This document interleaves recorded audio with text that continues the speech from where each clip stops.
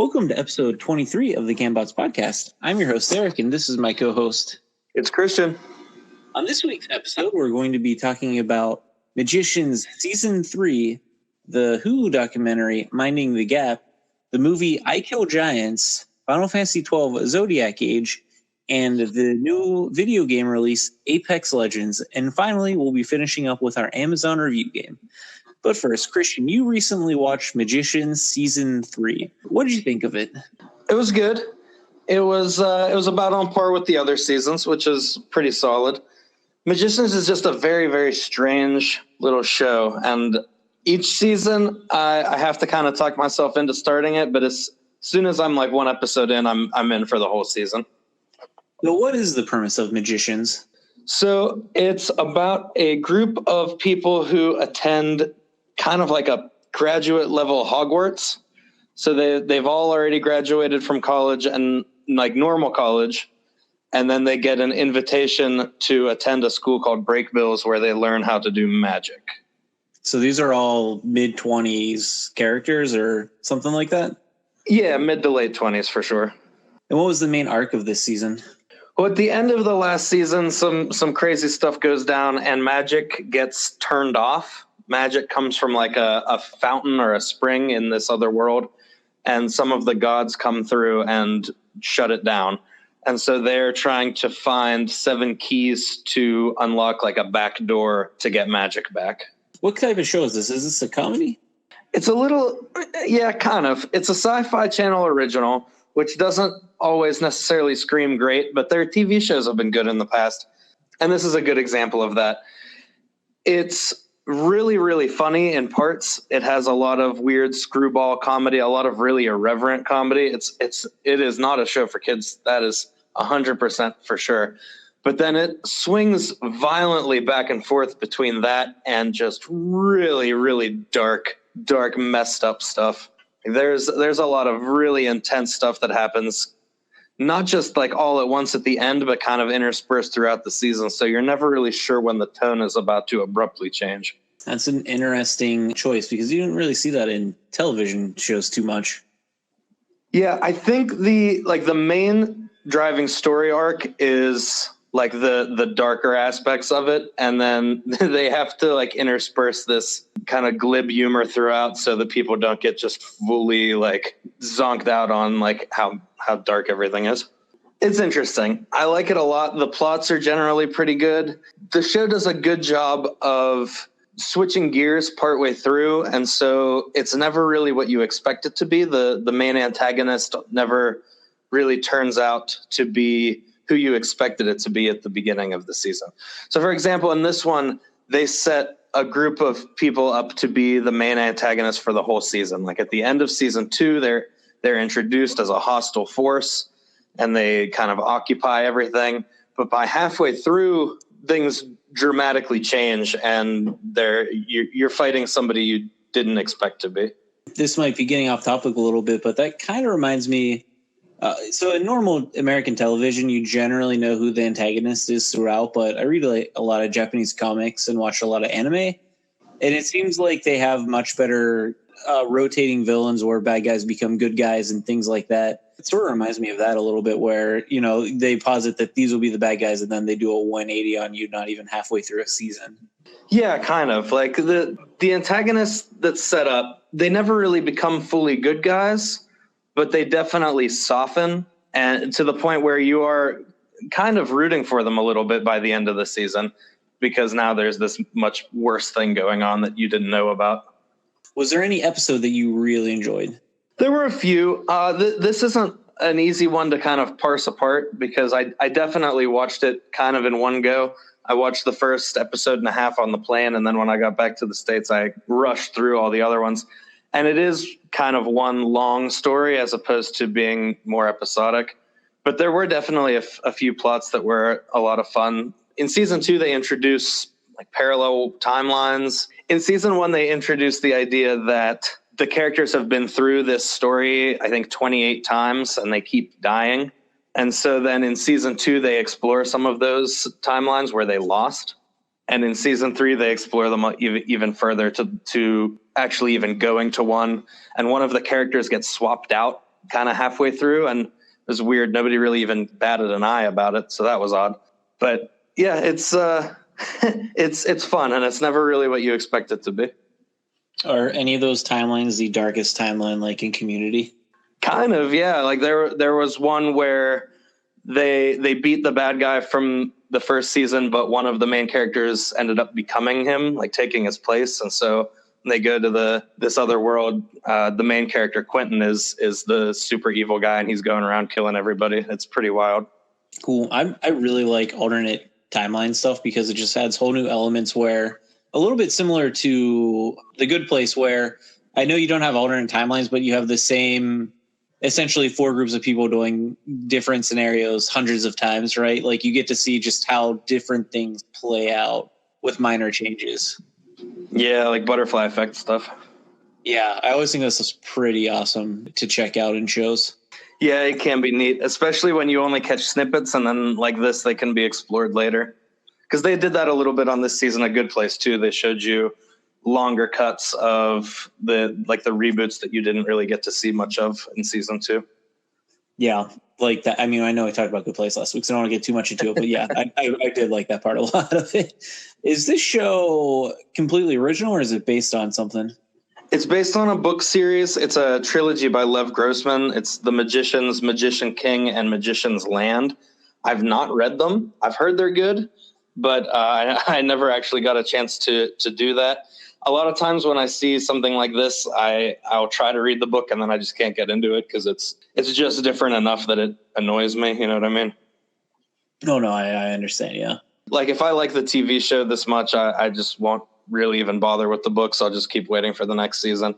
I tried to look up online today to see how much different the 2 storylines are, and I couldn't really find much information, at least on the cursory search that I did today. So I can't even confirm whether or not the stories are parallel or not. I really like reading fantasy books and stuff, but my dad loves reading now. I actually might get him this series and see what he thinks about it. He reads so much more than I do. So it sounds like something he might be into. Yeah, it's pretty well like critically acclaimed. I don't have any experience with it personally. I've recently watched the Oscar-nominated Hulu documentary, Minding the Gap. And I got to say, Christian, I don't know if enjoyed is the right word for this documentary, but I think it was one of the best documentaries I've seen in recent memory. Nice. So Minding the Gap is directed by a guy named Bing Liu. And it's really interesting because he also is one of the stars, I guess you would call him, of the documentary. So the documentary is Bing following around his 2 friends. One's name is Kier and one's name is Zachary. And it's basically their lives for roughly 5 years. And so being sort of in it, sort of not, and you hear a little bit about his story. So it's interesting. So I don't know if I want to say he's a star of it because it's kind of a heavy documentary, but he's definitely present in the documentary. And so you start out and it's a lighthearted documentary and you think it's going to be a fun documentary about skating. You have skate footage of Bing and Zach and Kier going around, just skating, and you just see skate culture and things like that of kids in their late teens, early 20s. And then you start finding out that a little bit more about each of the characters. And so you really get an in-depth look at Zach and Kier. And Zach I think he's 23 when the documentary starts, and he's having a kid with a girl. Her name's Nina, and you really see the struggles of early parenthood. Zach's 23, like I said. He doesn't have a high school diploma, and he's working as a roofer part-time, and it seems like he's just trying to keep part-time work to pay for the kid. And Nina, I think, is 20 at the time she has the child, and then is also a part-time bartender. And you start to see the strain that young, low-income parents have while raising a kid because they get into a lot of fights you see on camera. And the initial things are you think Nina's the bad guy in this, where Zach's doing all this work and stuff. But then as the movie unfolds, you see that Zach's drunk in, I'd say 80% of the scenes he's in, and then it turns out he's actually hits Nina and is abusive towards her. And the movie pivots into really focusing on the cycle of abuse kids have, and you start looking at Zach's backstory and how he was possibly abused as a child, and Kier was hit as a child, and how Bing was abused as a child. And you see the different ways that this can manifest in children in their 20s with their own kids and their own partners and everything like that. And it starts to be a really interesting dive into domestic abuse and the cycle of it. Man, yeah, that sounds interesting. That's not what I was expecting when I when I heard the title. That's a lot more intense than I was expecting. It's intense, but it's well done. And what's so interesting about it is because Zach and Kier are Bing's friends, you just have unparalleled access and openness that I don't think you normally get in a documentary, because it's just a friend with a camera, right? And they're talking. And so Kier's story is a little bit different. They mentioned that his father was tough on him, but Kier's dad had also recently passed away. And so was delving into that of the loss of a father. And towards the end, like a lot of regret for not making amends and everything with his father towards the end of it. And then on the other side of the spectrum, you have Bing, whose mom remarried his stepdad, and his stepdad just sounds like very viciously beat him and his brother. And there's definitely no reconciliation on that part. And so there's a very emotional with his mom about why did you stay with him and all that stuff. And man, it really gets to the heart of the matter of, I think a lot of people who don't have experience with this say, I would never be in that situation. I would leave immediately. But then you don't realize what can happen if you leave. There can be violence towards you. There's violence towards the kid. It's not uncommon for someone who's threatened like that to kill their partner. In my line of work, we actually have dealt with a case where, unfortunately, the victim was trying to leave her husband and he murdered her for it and set his house on fire, almost killed his daughter. People don't act rationally in these situations. I think this movie does a good job of pointing that out. Yeah, that's really interesting, and it's an important topic to be diving into. I see a lot of people talking online about this kind of stuff on Twitter and about just kind of women's relationship with men as in general, and this often gets brought up. So this is probably a good movie to recommend to people. Yeah, especially because it's hard for me because I'm not a woman, but I feel like this is not a movie from a woman's perspective. So maybe if a woman watched it, she'd feel differently about it. But it's interesting for me to see how someone like Zach, who appears from all intents purposes to be an abuser of some sort, turns into that. And you get this, I think, pretty raw interview with him at the end when Bing finally confronts him about it. And, it starts out with denial and then justification. And then him just coming down on himself and saying he feels like a piece of crap all the time, just self-loathing of himself. It's just a really interesting breakdown of the abuser at that point. And I'm not going to say this guy's a horrible abuser. I don't know how much this stuff happened to him and all that because, I'm only seeing one side from this documentary. I'm sure there's much worse people out there, but like I said, it's interesting to see how a cycle of abuse can just go from generation to generation. This week, Christian, you saw the movie I Killed Giants. How was it? It was interesting. It was real weird. So I this was another one I watched on the plane. The woman kind of in front and to the side of me was watching this, and I kept staring at it like, what is this? It looks crazy. And so I scrolled through the list of movies available, and I found it. I put it on myself, and I'm happy I did. It was a pleasant surprise. So what's it about? It is about a girl in a small coastal town who believes that she is protecting the entire town and especially her family and friends against giants who want to eat everyone. So is this I'm guessing this isn't an animated movie. Is it live action? It is live action with a lot of CG, and it's I guess you would call it a drama more than anything else. It has not really any funny moments. There are some action sequences, but not much. It's much more focused on the relationships between her and the people around her.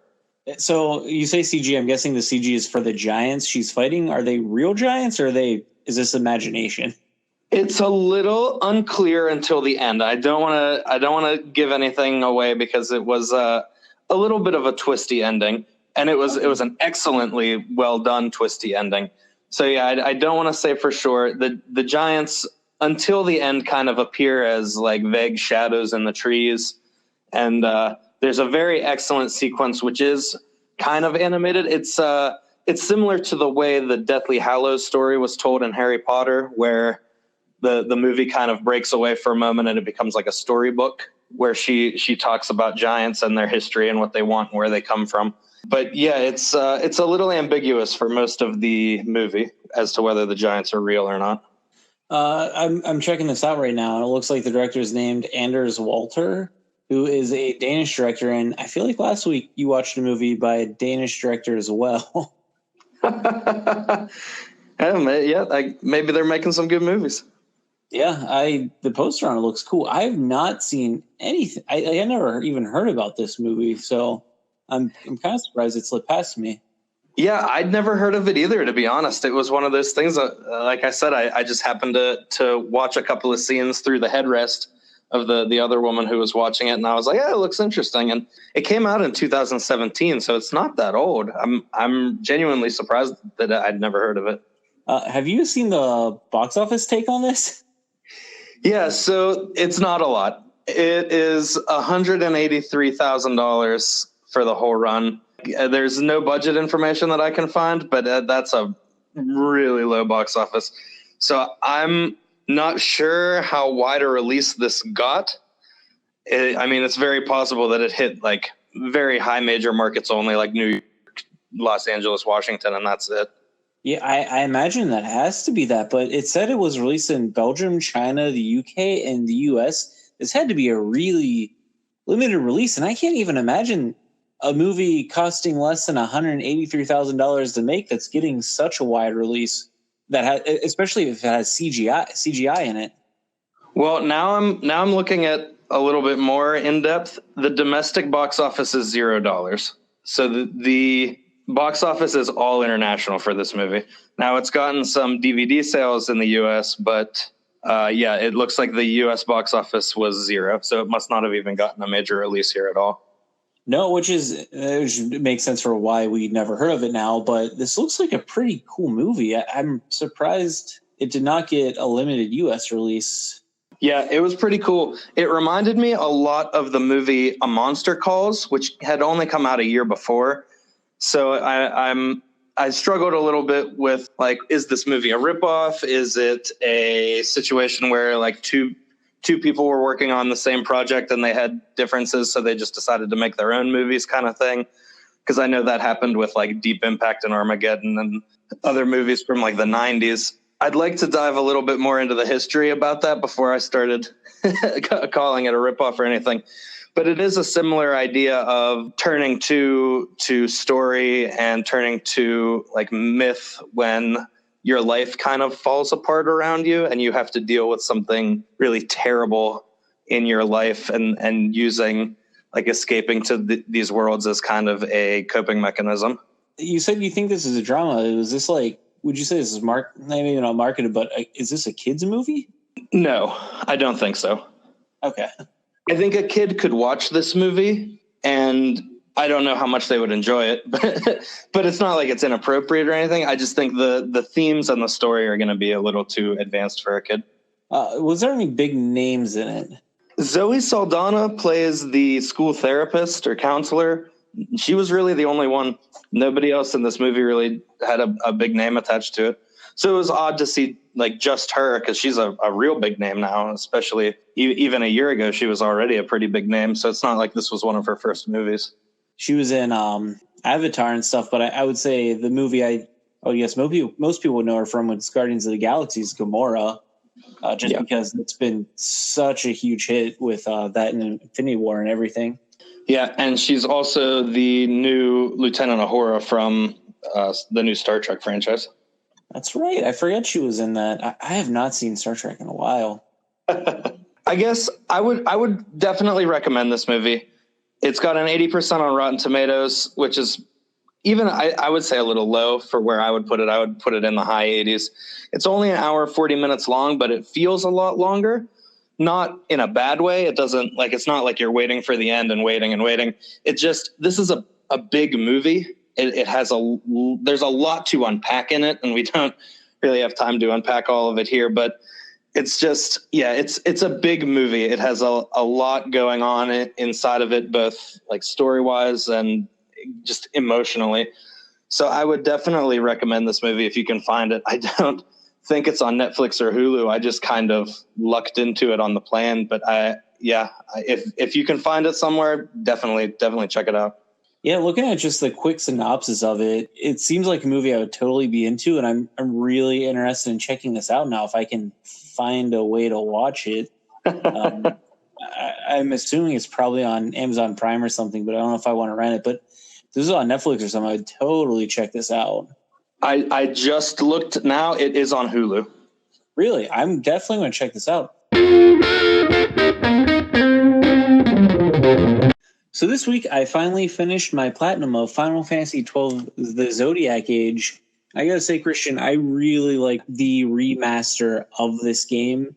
And I think I mentioned this in prior episodes, the ability to multiply your combat speed by 2 or by 4 is a godsend to make me really enjoy this game. So I just want to get into a little bit of a breakdown of the Zodiac Age. Number one, for a Final Fantasy game, I think this is one of the weaker stories, but honestly, this is the first time I've actually watched the cutscenes and paid attention to the story since I first played through the game back in 2006 or 2007. I actually think the story is a little bit better now than I did initially. Normally, when you play a Final Fantasy game, it's very narrative driven. Yeah. This one's not. It's a lot of gameplay where my favorite parts of this were going on the side hunts or doing little side missions. In the main story itself, I didn't really feel like I had a stake in it because there were not a lot of strong character identities, especially in the original Final Fantasy XII, because everyone was essentially a jack of all trades and could master everything. Whereas this one, you have to give each character a job like Black Mage or Red Mage. So it made me feel more of a connection to a party where I would be using characters I normally wouldn't. And I actually think that helped me care about the story more. But overall, I'd say this is a rather weak story, especially for a Final Fantasy game. And I think they tried to correct that in Final Fantasy XIII and then went too far in the other direction and made it way too linear. I think 12 is probably the most open world-ish Final Fantasy game where early on, like, you can just start going stuff and get to places you should not normally be at low levels. And I think that part of it's awesome. Yeah, I tend to like my Final Fantasies and games in general more story-driven. That's one of the reasons I like 10 so much.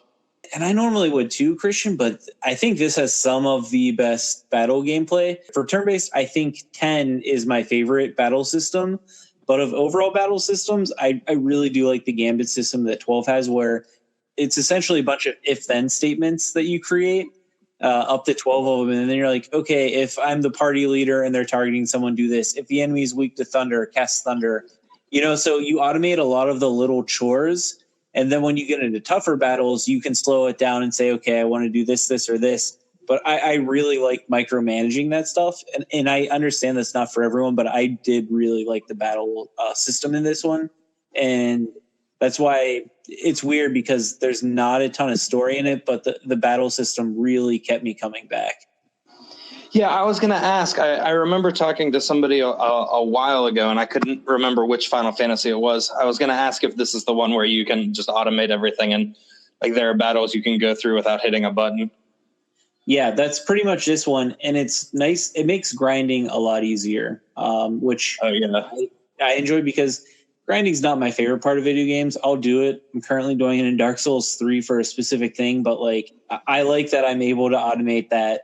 And it's kind of annoying how the battle system's set up to go to like multiple screens and cast thunder, whereas you can automate someone who's doing that and they do it automatically. And you actually see the evolution of how Final Fantasies have come from you're in charge of every party member to you're sort of in charge of 1 in 12, but you can automate it, to 13 where the other two characters are basically acting on your own unless you do something else. And then in 15, you don't even control the other 3 characters. You only control Noctis. So I think this is the start of that evolution into a more real-time RPG battle system. This is the first time I actually finally beat all the super bosses in the game, with the caveat they were in trial mode. But still, I felt really good about it because I never got a chance to fight them before because, like I said, they automate the grinding, but still going at normal speed, grinding can take a while. So it's nice to be able to speed that up. And I felt really accomplished beating trial mode. I mean, I had a really hard time going through it. I think I went in there a little bit unprepared. I got to level 99 and had to fight what was supposed to be the hardest boss in the original game, Omega Mark 12. But all three of my characters were dead at the time, and he just attacks you mercilessly from the beginning. And I didn't have characters high enough levels to lower his strength.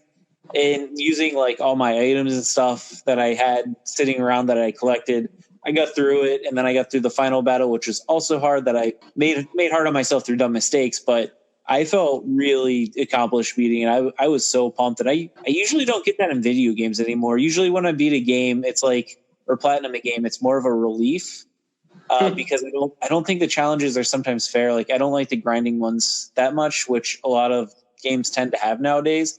But actually beating that boss with like underpreparedness, like I was so excited to do it. And I haven't felt that way in a while. Yeah, I'm grinding in Kingdom Hearts right now. I've got the mega boss I still have to fight, and a couple other things some missions I have to run in space that I'm not super excited to do. So yeah, it is definitely nice when you can get that like, oh man, great feeling. Yeah, it is good, but and I'm saying I love those things. There were a couple things that I did not like about this game that were an annoyance. Number one is in the original game, you could just buy every Technic and Magic in shops. And I didn't realize they changed it in this one. So I wasn't looking for things. So it was annoying that when I had to go look up now online where to find certain magics, because one of the trophies is collect all the magics. And I'm used to being able to buy them all. And then the other one that I really hated going for was you have to get every concurrence in the game, which is essentially this game's overdrives or limit breaks or, the ultimate attacks. It's like an RNG slot machine. It's really annoying at times, especially to get the concurrences you need, because it's all based on, like I said, random number generation. You have to get lucky, and there's some strategy to help. I probably grinded for this for 2 or 3 hours just to get the final concurrence, which is called Black Hole. So that was really annoying. But like I said earlier, they have a trial mode in this game where you go through 100 levels of enemies. To get the platinum, you have to fight and kill every rare monster in the game, and there's 80 of those. It's nice in trial mode because you get 20 to 30 of those guys automatically in that. So it really cuts down on what you have to hunt for, and then you find them naturally throughout the game and stuff. So that did not take me nearly as long as I thought it would. This definitely replaying it. If I had to like rank my top PS2 games, like this reminded me why I used to love Final Fantasy XII so much. It's just systems are so good, and its gameplay loop really hooks. So it's definitely up there. Top 3, I think, for PlayStation 2 games. Maybe top 5. I'm not sure. I would have to really bear down and replay some of those, but it's fun. If I had to rate it right now on the remaster, this is with probably nostalgia goggles on me, I think I'd give it a B+, maybe an A-. I think closer to a B+, just because it's an older game, and some of the systems do feel dated, especially some of the puzzles are more obtuse. Overall, a really good game, especially I think when it came out, it was like $40. And you can probably get it for cheaper now. Used, I think it's a definite pickup. I put 50 hours into it. Now, is Zodiac Age like an expansion to 12, or is that just what they're calling the remaster? Both. So the original Final Fantasy XII came out in the US, and how you level up in it is similar to how you have the sphere grid in Final Fantasy X. They have the license board in this, but you level up from 1 to 99 irrespective of the license board. And then that just affects really your hit points and maybe your strength a little bit. And then the license board, you can get more strength, more hit points, and it actually allows you to use certain weapons. So you really can't use every weapon. You have to have a license to do it. And so in the Zodiac Age, or in the original PlayStation 2, it was the International Zodiac Job System was the original title. Oh, God. And so they made it that only you had to pick a job title. So like Red Mage, Black Mage, Knight, Ulan, something like that. So that it would specialize each character. Because originally characters could just do whatever. And by the end of the game, everyone had the same limit board unlocked, and the characters just became interchangeable. So you would just pick the ones you liked the best, I guess. So with this job system, it makes them a little bit more specialized, which I thought I was going to hate, but I actually ended up really liking the system. So it is basically the same game. It's just a little retooled mechanically. Yeah. Yep. I can't remember if the original one you could only have one job, and this one you can get two jobs. So you dual class, and I'm not positive if the original one had that or not. All right, guys. So in video game news, last week, surprisingly, Apex Legends dropped with really limited marketing. And this is a game by Respawn Studios, who is most known for doing the Titanfall 1 and Titanfall 2 games.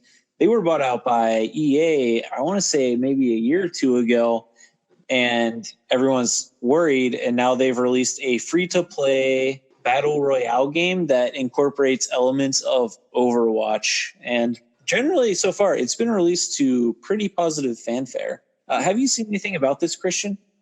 I have not. The only game upcoming I really know much about is Anthem. Yeah, so, I mean, this will be interesting. We'll talk about it a little bit in a little bit, just because EA is also releasing Anthem. And this seems like it's going to be a direct competitor. Well, if not a direct competitor, an adjacent competitor that's free. I got a chance to play a couple rounds of this, and for a free-to-play game, it's not bad. Like, the gunplay in it, it controls well. I really like Titanfall 2. I hope to one day platinum it. It has a really hard achievement in it where you have to do you have to beat a time trial thing with wall running, and I'm just not good at it. So in Titanfall 2, their whole thing was momentum-based movement as a pilot, or you could pilot a large mech suit, and it was awesome. It's an underrated game. You could probably find that game for under $10, Christian. I really suggest just trying it out because it controls so well for a first-person shooter game. And so I was expecting tight controls and fast-paced gameplay when I got to Apex Legends. And the gunplay's there, and gun control and everything like that. And the gameplay is like, I'd say, half speed of what Titanfall 2 was. So you have normal movement and you can slide and you start speeding up, and it feels like Titanfall. But in Titanfall, you could wall run and you'd move quicker, and you could boost jump and things like that. You don't really have that in this. So it's a bit of a toned down version, but it's still fun. Like, I would say check it out. It's a free to play game. It is not bad. Nice. I'm not a huge Battle Royale fan. I never got into Fortnite and PUBG. So this might be the game that gets me into them. I'm going to try. I have a friend who actually seems like he's playing it now, so I might try and get on some games with him. But the main distinction in this game from Fortnite and PUBG seems to be that this is like a hero-based version where you have distinct characters you're picking, and then they have abilities. Like, there's a healer class, there's a tracking class, there's a tank class, and things like that. And they have abilities that suit their class. So I'm hoping to jump into this one more and get a little bit more playtime out of it to really see if it's worth it. You brought up Anthem earlier. And so EA now owns BioWare, which recently did the beta for Anthem to horrible fanfare. Did you see anything about that? Yeah, just a little bit. I had a few people ask me if I was going to be getting it, and I was like, I'm not hearing great things about it. Yeah, so I admit I have not really followed the Anthem drama that was going on, but from my understanding was the beta was no one could get in, and it's supposed to be a $60 game. This was a limited beta. No one got a chance to play it, and from what people play, they generally didn't like it.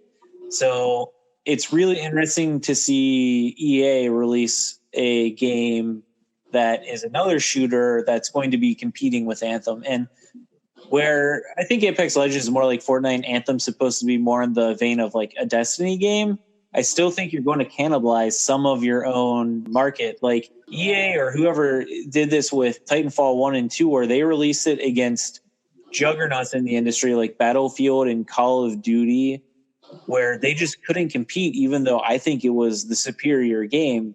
They're kind of doing that with Anthem right now. Like, I think they're going to hurt Anthem sales with this, or at least maybe they're trying to get goodwill. I just don't know what their thinking is on this one.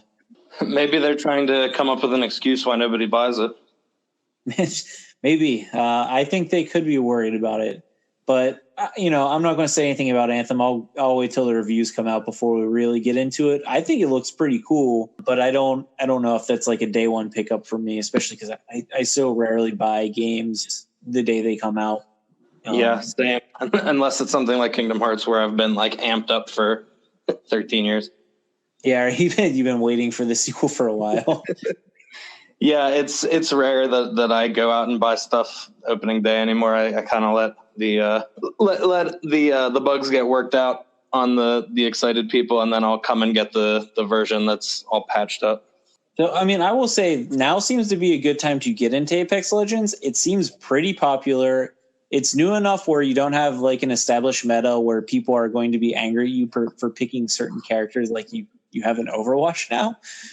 So it seems like a good starting point, especially because I've never played Battle Royales and stuff. I'm hoping this will be a good point to step into the game where I just don't feel completely outclassed by everyone, because I honestly have no idea what the general strategies are to do in these types of games.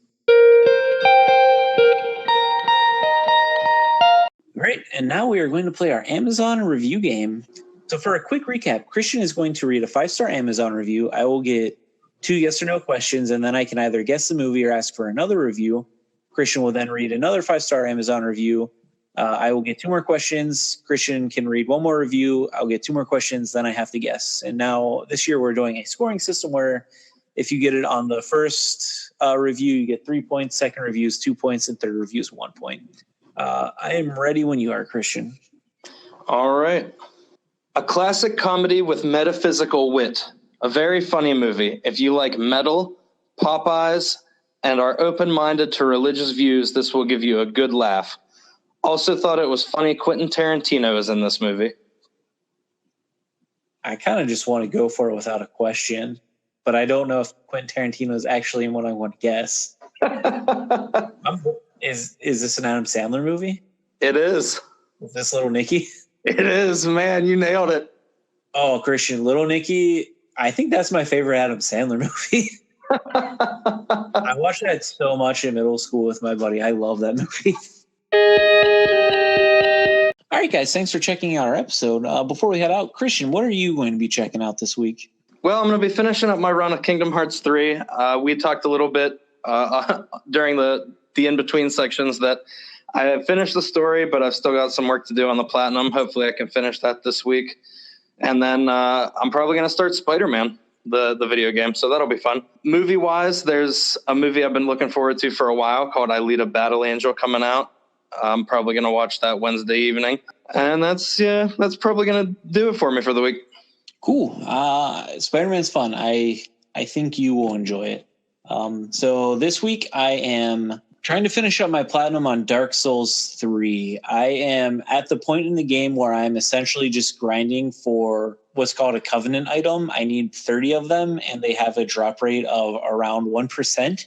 Oh, and so I've just been running this, like, killing these 2 enemies and resetting for probably 5 hours since Saturday, something like that. And it's really boring, but I have 17 of the 30 so far, so I'm really hoping by Friday I have all 30, and then I can just go through and play the last half of a new game playthrough. And I'll be excited to finish that because I really like Dark Souls 3, but the grinding in it and some of their choices for multiplayer items like that have killed my desire to continue playing the game. Yeah, I get that. Otherwise, I'm trying to finish up the TV series Future Man. I think I have like 2 episodes left in the first season, and it's been hilarious. That's pretty much it. I think after I beat Dark Souls 3, I got to figure out what game I want to go on to next. All right, guys, thanks for listening to our episode. If you want to get in contact with us or suggest a movie for the Amazon review game, you can reach us at gambots.blog@gmail.com, or you can send us a message on Twitter at Gambots Network. All right, guys, thanks for listening. Thank you.